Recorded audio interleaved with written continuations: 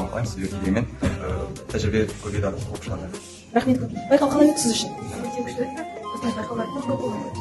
Қай мектептен келдіңіз? Қош мектептен. Менің мектебімнен. Қалай сізге байқау ұнады ма? Жоғары деңгейде. Сізге байқау ұнады ма? Арка, байқау қалай өтті? Орын алдым деп ойлайсың?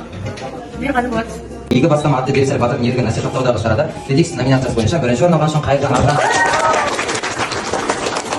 Ұйымдастырған осы оқушылардан бөлек мектептегі директордың оқу бейіндіксіз жөніндегі орынбасары Бану Аманова, одан кейін мен болатын. Енді қаржылай бізге көмек көрсеткен социал саят ағалары Дәулет Бөлкенбаев, Гүлмира Елдекеннің ұрпағы Нұрман Түлікұлов, Олжас Төлеубаев, Қуаныш Сағадиев, Берікбол Тәжібеков, Бектемір деген азамат, Төлет деген азамат, Акималбеков азамат, Бұғыт Сайлауы, Серікбол Тәжібеков, Мағия Жұмалына, Гүзада Адаковна, Мақпал Амангелдиевна, Айгүл Мекенбаевна және Айзат Мекенбаевна. Осы кісілерге